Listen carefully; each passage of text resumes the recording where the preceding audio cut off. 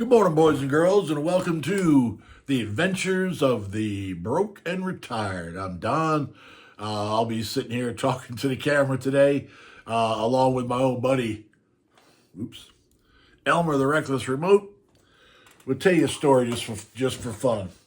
Now, I'm gonna tell you that if you've seen them, you know the last few videos that I've done have been really they've been kind of a bummer. They haven't been good stories, happy stories, shall we say. Check them out either way, because they are interesting, and you may like them, but they had a bit of sad context to them. So today we're going to change that a little bit. Now, I'm going to tell this story the way that I remember it. However, my older siblings may remember this story a little bit different than I do because I was 6 years old. They were older than me. I don't know how much older than me, to be honest with you. I don't know. Anyway, so the year's 1965. My parents buy their first house, the house my mom still lives in. We moved from the controversial Charlotte Street, which is actually Charlotte Street. My mom's accent got me. We moved from Charlotte Street up to Kenday Ave, 1965, and of course, this was a totally different thing for my parents. It was a house. The house had a garage with not a carport, but a garage detached from the house. And if I remember correctly, although I could be wrong, if I remember correctly, the grass in the yard was probably 2 feet tall. Now, considering that I was probably 2 feet tall, I might have a little different perspective on that. But what I remember about it is this. This is the point of the story. When we lived on when we lived in the other house, Charlotte Street, whatever. I'm just going to call it Charlotte Street because Charlotte Street is what I've always called it. When we lived in the house on Charlotte Street, the yard was very small, very small. And my dad, it was a rental, but my dad had to cut the grass. And if I recall correctly, it didn't take him very long to do, but he had an old flail mower. It's got a T-handle, and it's got the twisted blades in the front that spin around, and you push it back and forth like this, and that's what makes the blade spin, and it cuts the grass. Well, that worked fine on Charlotte Street because there was very little grass, and the grass didn't grow very much, and he cut it often. When he bought the house on Kenday Avenue, the house evidently had been unmaintained for a short period of time, and the grass was real tall and real thick. And I remember my dad being out there with that flail mower trying to cut that grass down, and it just wasn't happening, okay? It just wasn't happening. So here's me, a little 6-year-old kid out there watching Dad with that mower, struggling to cut the grass. I remember that because keep in mind, I'm like 6, okay? And at some point in time, I think he gave up. And rather than continue to try to cut the grass as a futile effort, he decided to tackle cleaning the garage. Now, I remember him opening the garage door and the garage being so full of stuff that when he opened the door, stuff fell out. I don't remember a whole lot more about what was in the garage. I remember down at the end of the street, at the end of the neighborhood intersection of Macedon, intersection of Macedon Road and Main Street, there was a Tasty Freeze, and Tasty Freeze sold banana splits. And I remember some of those banana splits boats, like stacks of brand new banana splits boats, falling out. I thought that was so cool because I wanted a banana split really bad. And there was some of the plastic things that they came in. Anyhow, I remember some of those falling out when he opened up the door, falling out.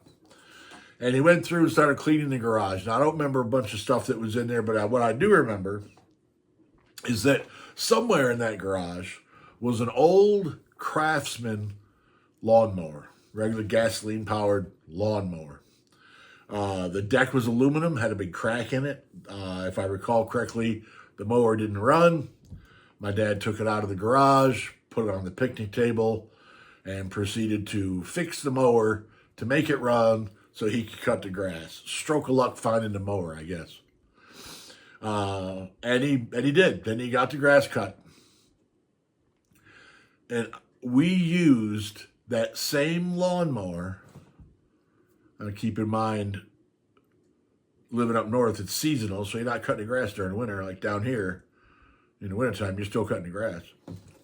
We used that lawnmower up until 1978, when I left home. That lawnmower was still in use. I pushed that lawnmower around the yard a lot. That old Craftsman with the aluminum deck and the big crack in it. That's the lawnmower we had. That's the lawnmower we used.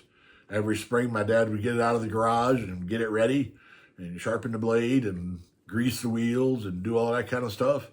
And we used that lawnmower up until I remember coming back from Louisiana one time and going out in the garage and seeing there was a new mower out there. There was a Toro, self-propelled, what they call a walk-behind mower out in the garage, and I was all impressed. It's like, oh, you couldn't buy one of those when I was here. But anyhow, so I used that lawnmower right up until then. There's another part of this too. I'm trying to remember what it was. Give me just a second here. Aha! Now I remember. The other part of this that I wanted to bring up. That flail mower that my dad was cutting the grass with on Charlotte Street back in the early 60s is hanging up on the wall in my garage. Just like the cabinet with Gordy's spray paint on it, which is out in the garage, if you've seen that one. The video about Gordy's jacket is called What's That Noise? And I posted a short yesterday that shows the spray paint marks on the bottom of the cabinet where he got sprayed, where his brand new jacket got sprayed. But that flail mower that my dad used to use is hanging up on the wall out in my garage. I'm going to go out there sometime later on today. Maybe I'll make a short about that too. And that garage, that detached garage that we had as years went on, became the hangout for me and pretty much all of my buddies. We all hung out in my dad's garage. I have no idea why we didn't hang out at other people's houses. Just during the summer. During the wintertime, you went to the guy's house who had the basement, which was Gordy. Gordy had a basement with a gigantic train set layout. Now, I say gigantic. It took up about a third of the basement, which is pretty big. I'm going to say that it was probably, I was a kid. It was probably at least 2 4x8 sheets of plywood, maybe more than that. You could run 4 trains separately and have another train running separately or independently, I should say. Have another one running in the freight yard.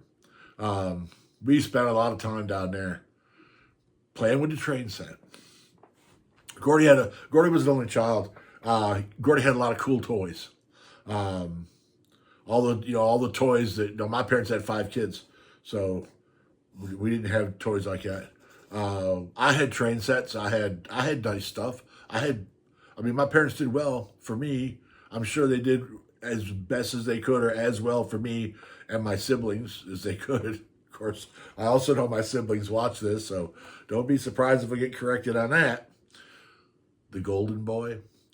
But anyhow, I remember for my, I don't know, it was 12th, 10th. Oh, there's a story I got to tell.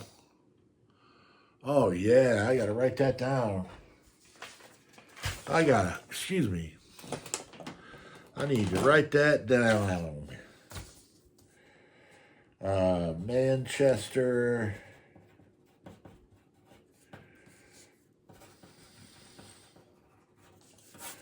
I got to write that down. The reason what made me think about that was I was a little brother. I was a horrible little brother. And all I wanted to do was follow my big brother around. And we had a cousin named Gerald. Gerald, last time I saw Gerald, I wasn't old enough to drive yet. But anyhow, I followed them one day. And Roger, my brother, if you're listening, you know what I'm going to bring up. And he hates it. And I just found out recently how much he hated it. So I'll tell you what I'm going to do. I'm going to break this video right here, download it, get it posted, all that kind of stuff. And then I might just go ahead and tell that other one and post it as well. Because it's interesting. All right. This is Don with Adventures of the Broken Retired. Thank you very much for being here. I really, really, really appreciate everybody who subscribes and follows and watches the videos and comments. The comments are still coming in absolutely wonderful. I love them. I like answering the comments. It's really nice to be able to have conversation with so many people. So thank you. Thank you very much for being there. Don't forget to like, subscribe, share, and don't forget to hit the notification bell so that you know when a new video comes out. All right, Elmer. Let's get me out of here. You ready? One clicker, two clicker. One.